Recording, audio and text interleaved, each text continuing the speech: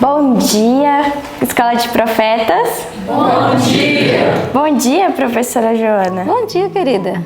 Como a senhora está? Eu estou bem. E você? Também estou muito bem. Bom dia para você que está em casa. Tudo bem com você? Tudo bem. Eu gosto muito de você, Beatriz, sabia? Ah, que bom que a senhora gosta de mim. O pessoal lá de casa não sabe, mas a Beatriz, ela é muito carinhosa. E eu sei que o seu carinho você quer demonstrar pro pessoal de casa, não é? Com certeza.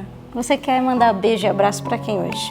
Hoje eu quero mandar um abraço para nossa irmã Marli Mendes, que nos assiste toda manhã, para nossa irmã Elizabeth também e para o professor Sidney de Mello. Um grande abraço para vocês que têm um grande carinho conosco. Continue nos assistindo e continue mandando para as outras pessoas, para que elas possam assistir também.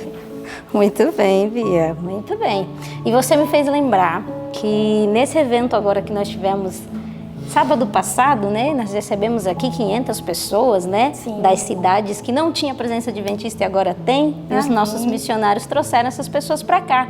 E uma garotinha bem petitiquinha me viu assim de longe e disse: eu conheço você, eu te assisto todos os dias. Eu, é mesmo? Ela é. Eu falei: como é meu nome? Ela disse: não sei. Falei: tá certo, mas meu nome é Joana, viu? Qual é o seu nome? Aí ela disse: Angelina. Aí eu prometi a ela que ia mandar um beijo e um abraço para ela. Então eu quero aproveitar que você está mandando beijo e abraço, quero mandar um beijo e abraço para você também. Que você continue aí firme na sua carreira cristã, absorvendo as coisas do céu e aprendendo de Jesus. Amém. E agora nós temos que fazer o quê? Você já sabe, né? A nossa oração. Então vamos Não orar ao podemos Senhor. deixar de convidar o nosso Deus.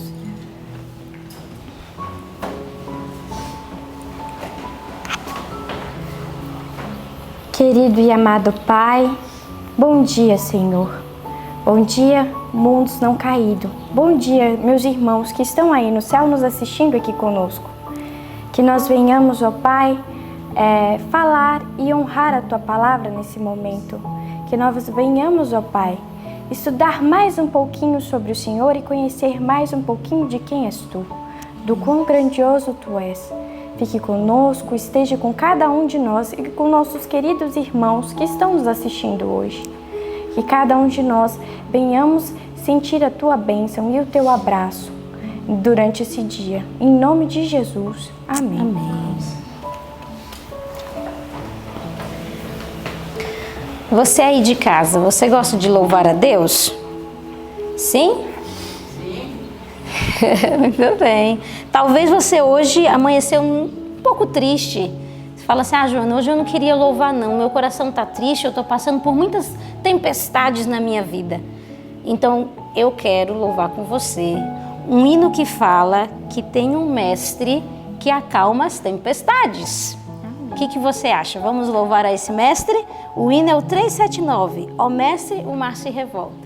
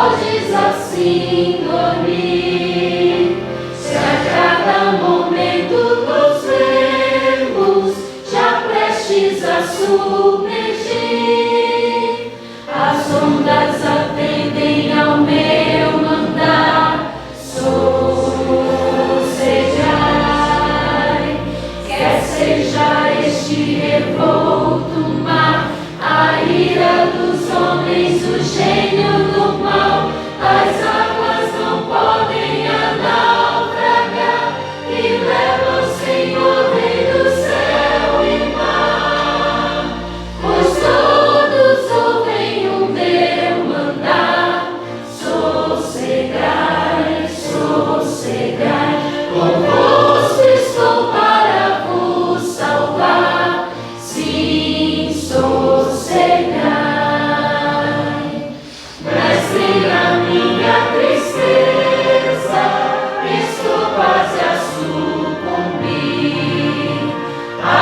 que perturba minha alma, eu peço-te, vem banir de ondas do mar que me cobrem, quem me fará sair?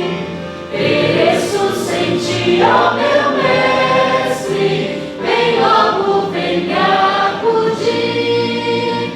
As ondas atendem ao teu mandar, sossegai. Quer seja este revolto mar, a ira dos homens, o gênio do mal, as águas não podem naufragar, que leva o Senhor Rei do céu e mar. Pois todos ouvem o meu mandar, sossegai, sossegai, convosco estou para vos salvar, sim, sossegai. Mestre, chegou a bonança, em paz eis o céu e o mar. O meu coração goza calma, que não poderá findar. Fica comigo, ó meu mestre, dono da terra e céu, e assim chegarei bem seguro ao porto destino meu. As ondas atendem ao meu mandar, sossegai. Quer seja este revolto mar, a ira dos homens, o gênio do mal, as águas não podem naufragar, que leva o Senhor Rei do céu e mar. Pois todos ouvem o meu mandar, sossegai, sossegai, convosco estou para vos salvar, sim, sossegai. Amém. Glória a Deus. E aí, você ficou mais animado? Eu tenho certeza que sim, porque o nosso Deus está conosco, não é isso? Sim, com certeza. Sabe o que anima ainda mais o nosso coração? Quando a gente Grava. Isso. Grava a palavra do nosso Deus no coração. Muito bem. Você tem gravado? Sim, com certeza. Como é que tem sido aí a sua experiência de memorizar versos aqui na escola? Com muita luta estou conseguindo. Olha aí, tá vendo só? Você que aí de casa achou que era tudo muito fácil pra gente, a Beatriz está confessando que tem lutas. Sim. Mas o importante é não desistir, né? Com certeza. Muito bem. E você já aprendeu o verso essa semana? Estamos aprendendo. Então Está vamos. lá em Apocalipse 3, Isso. do 10 ao 13. Muito bem. Então nós vamos falar juntos. Se você é de casa, nos ajuda? Você fala junto com a gente? Vamos contar então? Vamos sim. Vai lá. 1, 2, 3. Apocalipse 3, do 10 ao 13. Como guardaste a palavra da minha paciência, também eu te guardarei da hora da tentação, que há de vir sobre todo o mundo, para tentar os que habitam na terra. Eis que venho sem demora, guarda o que tens, para que ninguém tome a tua coroa. A quem vencer, eu farei coluna no templo do meu Deus, e dele nunca sairá. E escreverei sobre ele o nome do meu Deus, e o nome da cidade do meu Deus, a nova Jerusalém, que desce do céu, do meu Deus, e também o meu novo nome. Quem tem ouvidos, ouça o que o Espírito diz às igrejas. Apocalipse 3, do 10 ao 13. Apocalipse 3, do 10 ao 13. Como guardaste a palavra da minha paciência, também eu te guardarei da hora da tentação que há de vir sobre todo o mundo, para tentar os que habitam na terra. Eis que venho sem demora, guarda o que tens, para que ninguém tome a tua coroa. A quem vencer, eu farei coluna no templo do meu Deus, e dele nunca sairá. E escreverei sobre ele o nome do meu Deus, e o nome da cidade do meu Deus, a nova Jerusalém, que desce do céu, do meu Deus, e também o meu novo nome. Quem tem ouvidos, ouça o que o Espírito diz às igrejas. Apocalipse 3, do 10 ao 13. Apocalipse 3, do 10 ao 13. Como guardaste a palavra da minha paciência, também eu te guardarei da hora da tentação que há de vir sobre todo o mundo, para tentar os que habitam na terra. Eis que venho sem demora, guarda o que tens, para que ninguém tome a tua coroa.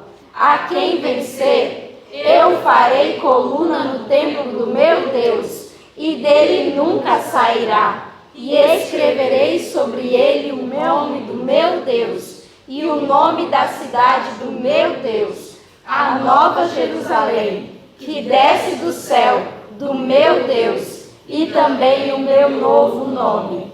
Quem tem ouvidos, ouça o que o Espírito diz às igrejas. Apocalipse 3, do 10 ao 13.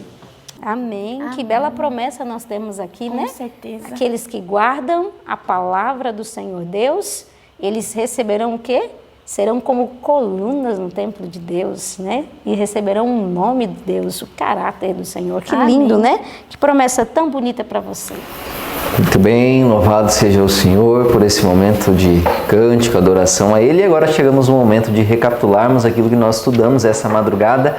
E gostaria de dizer a você que você é bem-vindo e que você também aprenda muito através da recapitulação. Acredito que você leu também nessa madrugada em casa. E agora nós vamos apontar alguns pontos que foram principais aí no estudo para termos maior clareza no estudo. Então, nosso estudo, ele está no livro de Atos dos Apóstolos, tanto o livro da Bíblia como o livro do Espírito de Profecia, no capítulo de Profecia, capítulo 43, que fala a respeito da chegada de Paulo a Roma.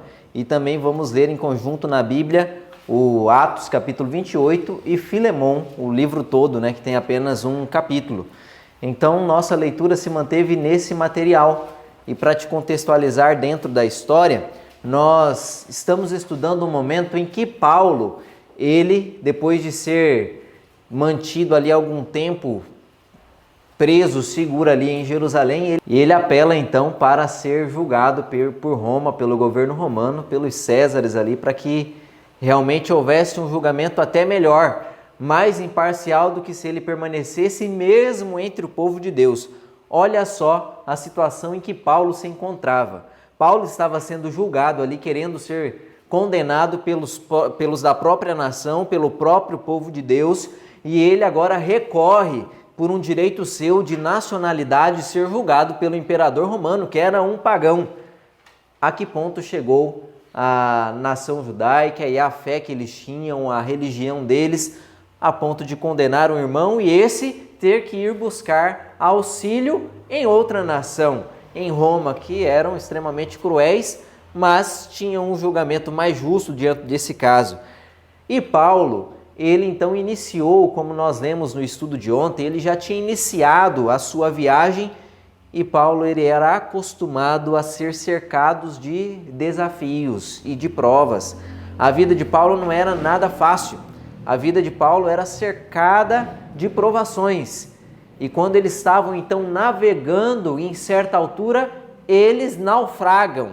E eles naufragam próximo a que terra? A qual ilha? A ilha de Malta. Quando eles naufragam lá então, eles ainda próximo ali da ilha, todos conseguem sair do navio que afundou e vão até a praia e lá são recepcionados pelo povo que ali habitava. Era um povo meio bárbaro. E eles veem toda aquela multidão ali, e era não uma multidão de turistas, não era um cruzeiro que tinha afundado, era um navio que estava levando prisioneiros para Roma. e repleto de soldados e repleto de prisioneiros. Então eles recebem aquele pessoal ali, e Paulo, que já era idoso nesse momento, estava não como quem estava ajudando, mas era o prisioneiro, ele era alguém que estava ali como os demais. E quando ele conseguem chegar à margem, são recepcionados, estava frio, o pessoal monta ali uma fogueira, e aí fala que Paulo, mesmo diante da idade que ele tinha, do sofrimento que ele estava passando, diante do naufrágio que foi uma prova dura física ali para ele não chegou à margem cansado e foi repousar, achando que tinha outras pessoas mais jovens para poder ajudar os outros presos ou as outras pessoas que sofreram um naufrágio. Não, ele mesmo sendo velho, ele foi ajudar as pessoas ali, trazendo elas para a margem, ajudando no que era possível. E em uma dessas ajudas, ele foi ajudar a fogueira ali, e ele pegou um punhado de lenha e jogou na fogueira. No que ele fez isso, uma cobra agarrou na mão dele e o picou, e o mordeu ali. E o que o pessoal fez da Ilha de Malta? Qual foi a primeira impressão que eles tiveram? Esse é o pior dos prisioneiros. Esse não sofreu, não morreu no naufrágio, mas a justiça não deixa viver. E agora Deus, ou seja lá em quem eles acreditavam, numa força superior, interveio para que a justiça não deixasse de acontecer. Esse é o pior, ele tinha que ter morrido lá no naufrágio. Mas como não morreu, aqui está a víbora para picá-lo. E eles ficaram ali olhando para Paulo e nada aconteceu. Não aconteceu nada com Paulo. Paulo permaneceu ali e eles aguardando Paulo de uma hora ou outra cair no chão já morto, e isso não aconteceu. E depois de passar desse momento, eles agora não consideravam mais Paulo como o pior dos prisioneiros, mas como um próprio Deus. Então eles olhavam Paulo agora como alguém extremamente especial e alguém divino, não uma pessoa comum, mas alguém que tinha passado ali pela provação da morte 2 vezes seguida, pelo naufrágio e por uma víbora extremamente venenosa, mas em nenhum dos casos ele foi submetido à morte. Então eles consideravam a Paulo como alguém extremamente caro, extremamente precioso. E Paulo permaneceu ali alguns meses, era período de inverno, e até eles conseguirem então um novo navio e partirem, prosseguirem sua viagem. Eles passaram todo o inverno na ilha de Malta, e ali Paulo pôde testemunhar do Deus que ele seguia, do Deus que ele conhecia, e esclarecer na mente deles de que ele não era Deus, mas ele servia a um Deus que era poderoso para livrar ele de um naufrágio e para livrar ele de qualquer outro perigo.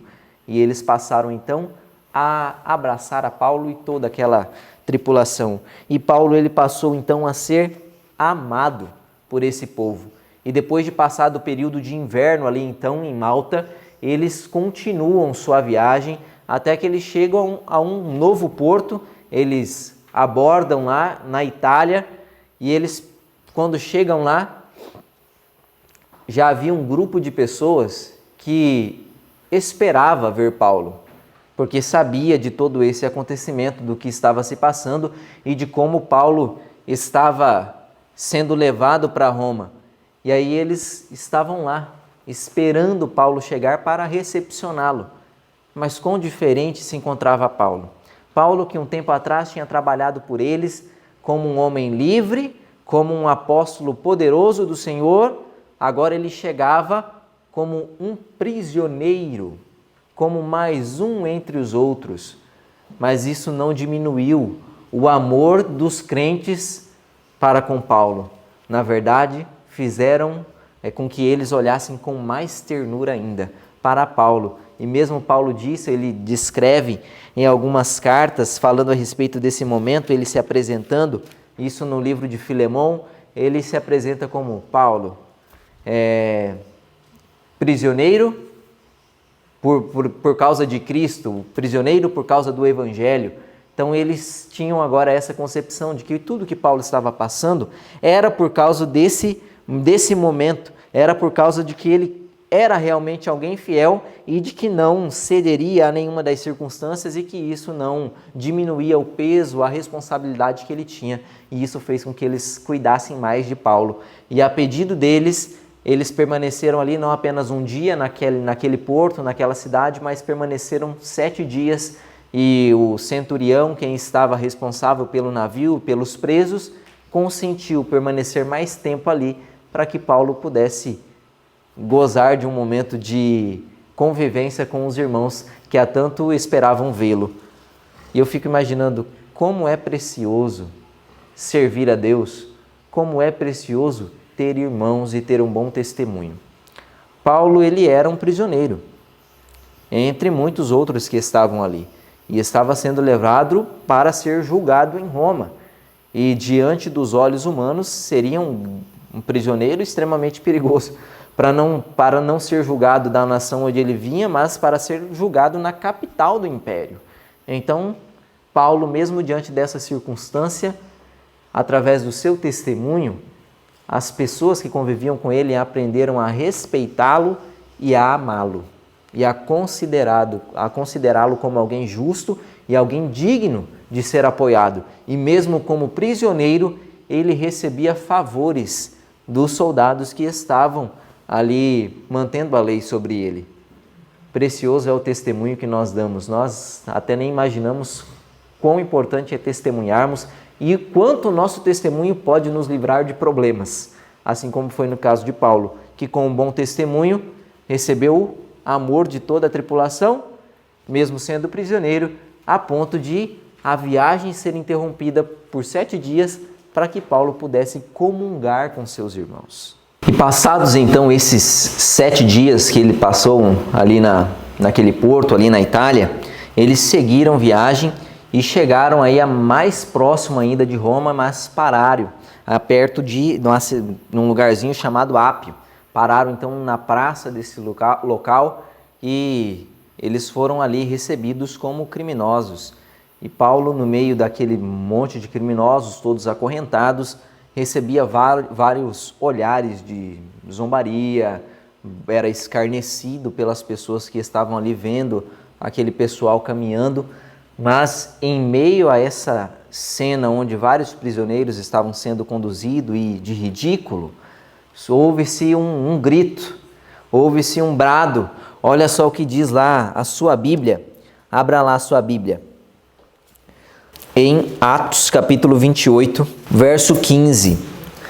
Tendo ali os irmãos ouvido notícias nossas, vieram a nosso encontro até a praça de Ápio e as 3 vendas. Vendo-os Paulo e dando por isso graças a Deus, sentiu-se mais animado. Vieram então alguns irmãos e quando encontraram, deram graças a Deus. E Paulo, diante daquela situação, mesmo passando ali por um momento de ridículo, um momento em que pessoas zombavam, agora ele se sentia fortalecido, porque ele tinha pessoas que almejavam vê-lo. Ele tinha pessoas que amavam. E essa cena foi se repetindo ao longo dessa caminhada, desse momento em que eles estavam passando, onde, caminhando, do nada, ouvia-se um grito. A multidão parava e vinham pessoas ao encontro de Paulo, saudá-lo, a ponto de falarem que, se fosse possível, se os soldados permitissem, eles levariam Paulo nos ombros até chegar em Roma. Porque Paulo já era um senhor e eles o amavam muito.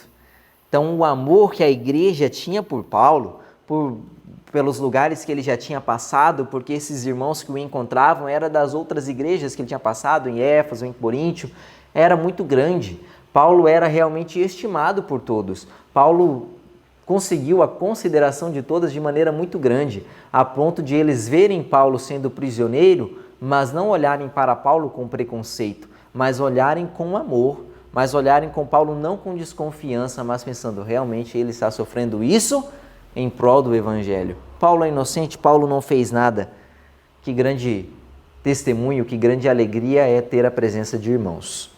E aí eu louvo a Deus por essa situação, porque Deus quando pregou o Evangelho ali em sua sabedoria, organizou uma igreja. E a igreja, ela serve de apoio para os irmãos. E a igreja, ela serve desse esteio. E eu louvo a Deus porque eu faço parte de uma igreja. Eu louvo a Deus porque Ele me chamou e não apenas me deu algo para fazer, mas me deu irmãos que compartilham da mesma obra, que compartilham dos mesmos afazeres. Precioso é congregar, precioso é ter irmãos com quem se amparar. Creia você também que está em casa, de que é precioso frequentar a igreja, de que é precioso estar reunido com os irmãos. Eles são, muitas vezes, motivo de nossa alegria em meio às tribulações. E isso Paulo, ele viveu na prática. E quando eles chegaram em Roma, esse era um grande objetivo de Paulo. Paulo, em todas as suas viagens, ele tinha como fixado um método a alcançar, uma meta, que era chegar a Roma e evangelizar também os romanos. Mas nunca ele imaginou que chegaria a Roma nessa condição. Ele imaginava que um dia ou outro poderia fazer uma viagem missionária para lá, mas não que ele fosse levado para lá como um prisioneiro. Mas essa foi a condição que Deus permitiu que ele chegasse a Roma. E ele chegou ali como um prisioneiro. Porém, o testemunho, como eu disse, de Paulo, aquilo que Paulo tinha conseguido foi tão extenso que ele, quando chegou em Roma, não foi tratado como os demais prisioneiros. Olha só o que diz o verso 16 do capítulo 28 de Atos. Uma vez, em Roma, foi permitido a Paulo morar por sua conta, tendo a sua companhia o soldado que o guardava. Quando Paulo chegou em Roma, ele não ficou encarcerado. Ele pôde alugar uma casa e morar numa casa. Ele só não pôde ficar longe do soldado que estava com ele. O soldado sempre estava ao lado dele, mas ele era um preso diferente, ele era um preso domiciliar. Então, que privilégio teve Paulo? Através do quê? Do convívio que ele tinha com as pessoas. De todos esses meses que ele passou com os outros prisioneiros e com os soldados, com o centurião, com quem comandava ele alcançou um imenso respeito, a ponto de quando ele chegou em Roma, eles próprios deram recomendação. Não, esse prisioneiro aí você não precisa manter ele encarcerado. Você pode soltar ele. Deixa esse soldado aí com ele porque não é permitido nós soltarmos ele, não deixar ninguém. Então manda um com ele, mas pode deixar ele solto aí. Pode deixar ele habitar numa casa. E esse foi o consentimento que ele teve ali do Império Romano ao receber um preso. E Paulo, ele passou alguns dias ali, então, alguns dias não, ele passou 2 anos, né, nessa prisão em Roma domiciliar. Ele podia ficar em casa, tinha essa locomoção, mas o soldado tinha que estar junto com ele, e pessoas vinham até ele para ouvi-lo falar. Paulo, ele foi lá e Deus fez dele um portador do evangelho, porém diferente. Nos outros lugares onde ele passou, ele ia atrás das pessoas e buscava as pessoas. Quando ele chegou em Roma, agora as pessoas vinham até ele para ouvi-lo falar. As pessoas vinham até a casa que ele estava hospedado para ouvir do evangelho. E isso já aconteceu de imediato, isso através do trabalho de Paulo, que quando ele chegou em Roma, tinha-se mal passado 3 dias e ele já enviou então os colegas dele chamarem todos os líderes judeus que havia em Roma para que ele pudesse explicar o porquê ele estava ali. E eu fico pensando, como é importante a prontidão, como é importante não ser lento em fazer alguma coisa, mesmo que seja algo às vezes desagradável para resolver algo. Paulo, quando ele chegou ali em Roma, tendo consciência de que ele era inocente, ele não foi para a casa dele, que agora ele teve liberdade de estar e ficou despreocupado, mas ele já, em companhia de seus colegas, fez com que todos os líderes do judaísmo viessem até ele para que ele pudesse explicar por que ele estava ali. E aí Paulo, ele vai começar a explicar para eles, olha, eu fui mandado aqui pelos judeus. E aí Paulo começa a relatar esse momento, essa experiência que ele estava passando e por que era aquilo. E com que objetivo Paulo fez aquilo? Era para se justificar? Não. Era para condenar os judeus? Não. A gente não vê Paulo no discurso dele falando, olha, eu estou aqui porque os judeus são ruins, os judeus são extremistas, os rabinos, os sacerdotes, os líderes judeus fazem uma miséria na nação. Não, ele não fez nada disso. Ele falou de maneira bondosa, mesmo a respeito dos judeus que estavam entregando ali a condenação, e que se dependesse deles próprios, desses líderes de Jerusalém, ele nem teria vindo a Roma, teria sido morto lá mesmo. Mas ele reúne então o povo e passa a falar de maneira muito caridosa. Olha só o que ele diz no verso 19 a respeito disso, e me chama muita atenção. Verso 19 do capítulo 28 de Atos. Diante da oposição dos judeus, senti-me compelido a apelar para César, não tendo eu, porém, nada de que acusar minha nação. Fala, não, eu estou sendo aqui, fui compelido para cá devido aos judeus. Eu apelei para cá por causa de uma desavença com eles. Mas eu não tenho nada que acusá-los, eu não tenho nada que acusar minha nação. E isso fez com que todos aqueles líderes, então, do judaísmo, estivessem dispostos a ouvi-lo.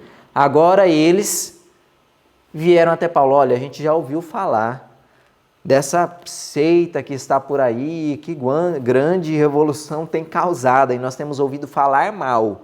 No entanto, não recebemos nada a teu respeito. E nós vamos vir para te ouvir. E Paulo ganhou, então, espaço para falar com eles. E muitos do que ali estavam se entenderam qual era a fé de Paulo, o que era aquilo que Paulo pregava, mas a maioria se manteve na mesma posição devido à mesma condição dos outros. Preconceito. Não tinha um bloqueio com aquilo que era novo ou com aquilo que iria contra aqueles preconceitos que eles tinham. Então isso fez com que eles se mantivessem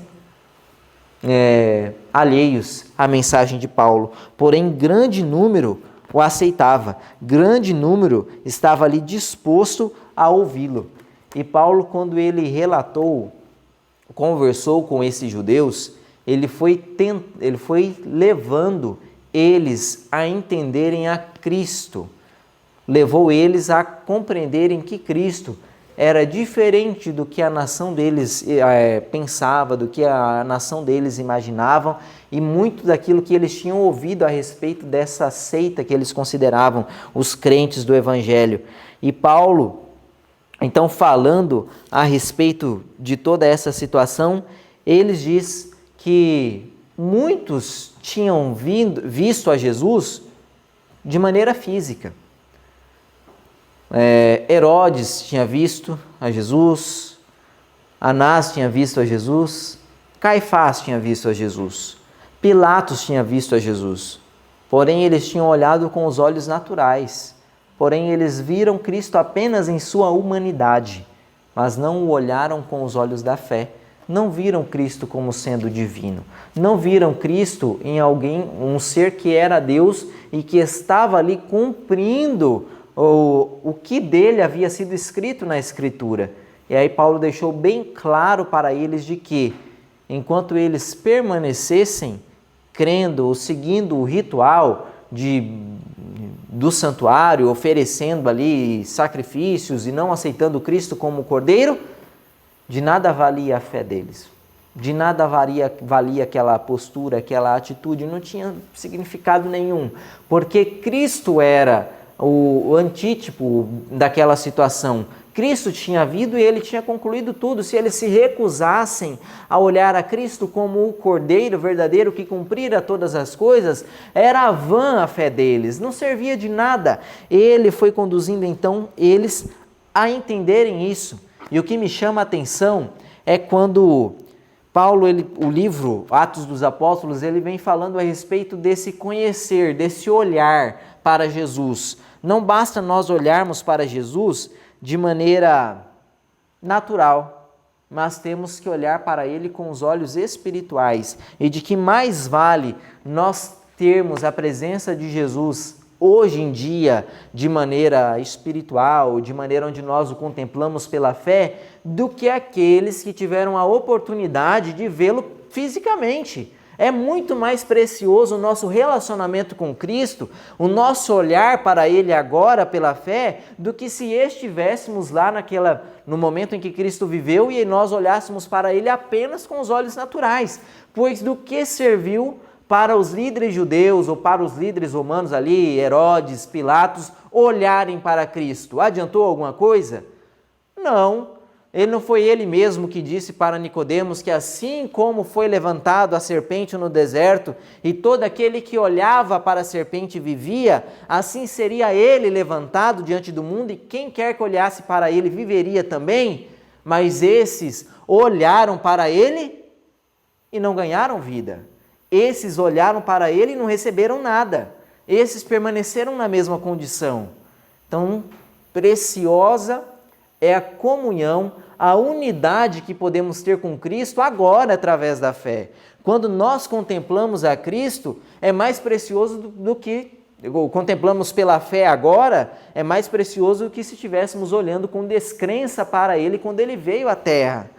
Que unidade há, ou que possibilidade há de nos unirmos ao céu?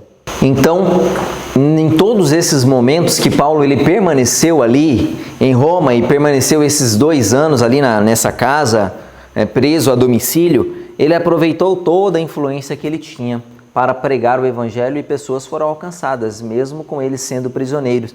E há uma carta onde Paulo escreve: eu estou preso, mas a palavra não está. A palavra está livre. E enquanto eu viver, ela será pregada por mim. E eu fico analisando a minha condição, a nossa condição, às vezes, quantas vezes nós, estando em liberdade, e a palavra também, pelo menos deveria estar, mas nós fazemos o contrário. Às vezes nós estamos em liberdade, mas a palavra está aprisionada, porque nós não partilhamos. Paulo estava aprisionado, mas a palavra não. E a palavra então fluía através dele para outras pessoas.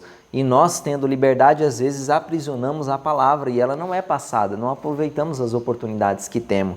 E quão sério é nós pensarmos isso, de que nós, enquanto livres, temos uma grande oportunidade, mas também uma grande responsabilidade de fazer a palavra ser levada a outros campos, a outras pessoas, assim como Paulo, mesmo em uma situação totalmente diferente da nossa, estava fazendo.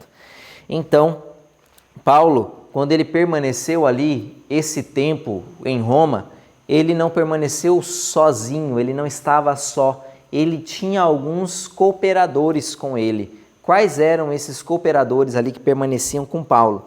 Abra sua Bíblia agora, não mais em Atos, mas vá lá, abra sua Bíblia então no livro de Filemão, que é a história também condizente com esse momento, que é quando Paulo ele permanece esses 2 anos ali, e ali ele conhece algumas pessoas, mas Paulo ele permaneceu com alguns cooperadores, tinha algumas pessoas que permaneciam com ele. Olha só o que vai dizer o verso 24. O verso 24 do livro de Filemão, não tem capítulo, vem falando a respeito dos cooperadores que ele tinha ali. Marcos, Aristarcos, Demas e Lucas, meus cooperadores. Paulo permanecia então com esses que o ajudavam, que o acompanharam em viagem, e por isso nós temos relatado essa história de Paulo, porque Lucas, que é o autor do livro Atos dos Apóstolos, acompanhou a Paulo nessa viagem e relatou todas essas coisas. Então Paulo tinha esses cooperadores que passaram por altos e baixos na vida. No caso de Marcos, que é o João Marcos, que foi houve um momento em que João Marcos desertou da obra, buscando conforto próprio, preservando sua vida, a comodidade, e ele voltou. Não vou seguir por esse caminho. E depois ele tenta retornar à obra. E Paulo fala, não quero ele comigo de jeito nenhum. E Barnabé abraça a João Marcos e segue para um canto, e Paulo pega a Silas e vai para outro. Mas depois, Paulo ali o aceita, chama João Marcos, porque João Marcos realmente se converte ao Senhor e se torna um grande obreiro. E aqui está João Marcos. Mas também há um outro nome entre esses cooperadores, que é o nome de Demas, E Demas não permaneceu firme e fiel até o fim também. Demas, em um momento, se apostatou. E Paulo diz que Demas, amando o presente século, o abandonou e foi atrás das riquezas do mundo. E o livro ele vem falando a respeito, comparando a respeito de riquezas do mundo e a respeito das riquezas celestiais. De que João Marcos, que permaneceu na obra e permaneceu fiel, ele era pobre com relação aos recursos do mundo, porém ele era herdeiro de Deus e co-herdeiro de Cristo, e isso fazia ele alguém extremamente rico. E o livro diz que Demas ele era tão pobre que a única coisa que ele tinha era bens materiais. Era tão pobre de que a única coisa que tinha era dinheiro, e por amor ao dinheiro ele deixou a obra, por amor ao presente século, ele se apostatou desse chamado que Deus tinha feito para ele. E quantas vezes nós, por tão poucos, também somos tentados a deixar a obra, por pouco sofrimento, por pouco oferecimento do mundo, ou que seja lá muito, por tão pouco nós muitas vezes somos tentados a deixar a obra e fraquejarmos em um chamado tão poderoso, que nos sirva de exemplo esses dois testemunhos. Pessoas que estavam dispostas, assim como Paulo, a passar pelo que quer que fosse, para que o evangelho fosse levado. E pessoas que fraquejaram ao decorrer da caminhada, assim como Demas, amando o presente século, se fez curso longe do chamado que Deus tinha feito para ele. E que triste às vezes nós escolhermos ou nós irmos pelo mesmo caminho. E em paralelo ali um momento em que Paulo ele permanece em Roma com esses seus cooperadores e com muitas pessoas que ele influencia, ele alcança alguém, uma pessoa que foi convertida a ele, e essa pessoa foi Onésimo. Onésimo também era alguém que tinha fugido de seu Senhor, que tinha lesado o seu Senhor e estava ali em situação igual de Paulo, prisioneiro, e Paulo ele o encontra, como um fugitivo ali, Paulo preso e ele um fugitivo, tinha lesado ao seu Senhor, mas Onésimo, ele se converte ao Senhor através da pregação de Paulo. E Paulo conhecia o Senhor de Onésimo, a quem ele havia lesado.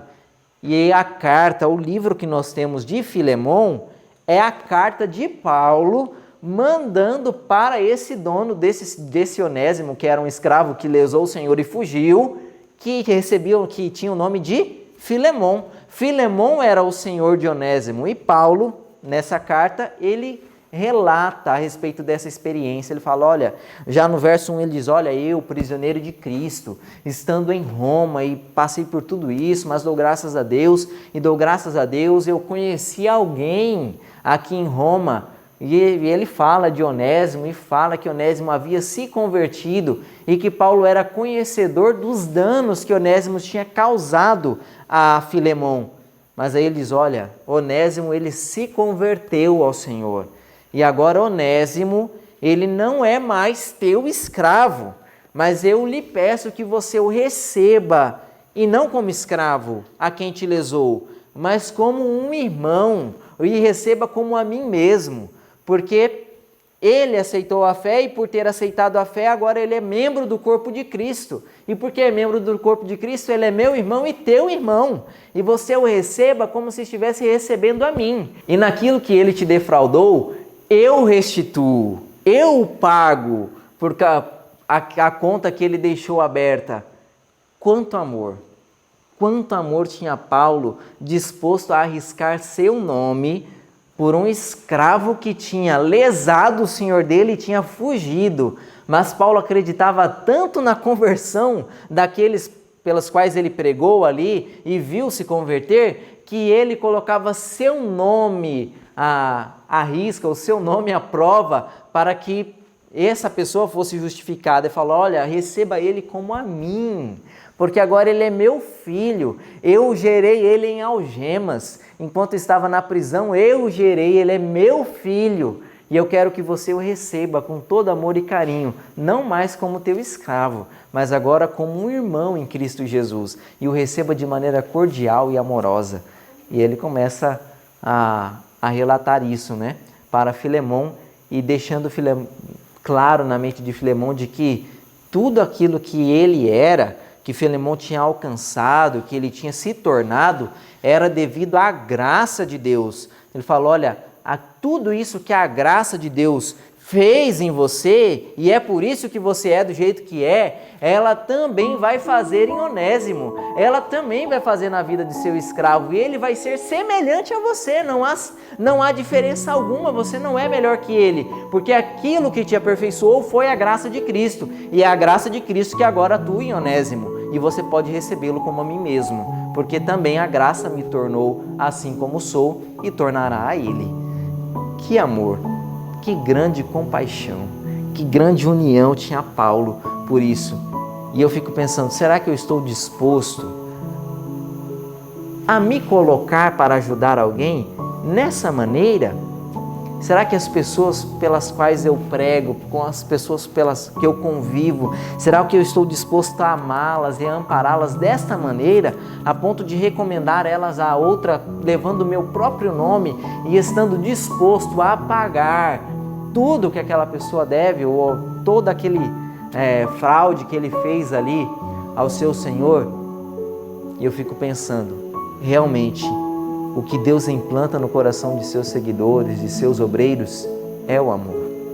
E quando há o amor no coração, há uma obra poderosa, há uma obra grande. Muitas vezes o que nos falta para sermos assim como Paulo é o mais essencial, que é o amor. Muitas vezes o que nos separa da nossa experiência, que muitas vezes é rasa, da experiência profunda que Paulo tinha, é o amor que ele tinha para com o Mestre e, em consequência disso, ele tinha para com as pessoas também. Ele tinha para com as pessoas que ele vivia. E eu gostaria de encerrar esse nosso estudo lendo com vocês o último parágrafo do nosso capítulo, que é o capítulo 43 do livro Atos dos Apóstolos. O último parágrafo, ele vem falando algo extremamente importante, falando a respeito desse amor que há entre os irmãos, que existe entre os cristãos. Há um laço que nos liga uns aos outros. Olha só o que vai dizer o último parágrafo do capítulo 43 do livro Atos dos Apóstolos. O cristianismo cria um forte laço de união entre Senhor e servo, o rei e o súdito, o ministro do Evangelho e o degradado pecador que encontrou em Cristo a purificação do pecado. Foram lavados no mesmo sangue, vivificados pelo mesmo Espírito e são feitos um em Cristo Jesus. Em Cristo há um laço de união que liga o maior apóstolo ao maior pecador que aceitou a Cristo. E esse laço de união pode existir em nós através de um verdadeiro cristianismo, porque é isso que o texto disse, que o cristianismo cria isso em nós.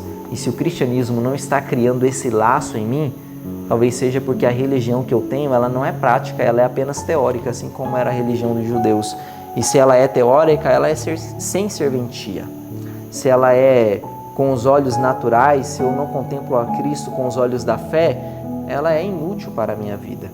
Mas se eu contemplo Ele de maneira verdadeira, eu vou passar a ter na minha vida os mesmos atributos que Ele tinha na dele. E aí o meu laço de união para com todos os que estão ao meu redor será igual ao laço de união que Ele tem com o pecador, disposto a dar a sua própria vida para alguém que não merecia nada. Que Deus possa nos abençoar e nos permitir a olhar para as pessoas com os olhos corretos. Passar a olhar as pessoas com um olhar de amor, como se Cristo estivesse olhando para ela e como nós desejamos que Cristo nos olhe. Que Deus possa lhe abençoar e que Deus te dê esse amor. Vamos nos ajoelhar e orarmos agora?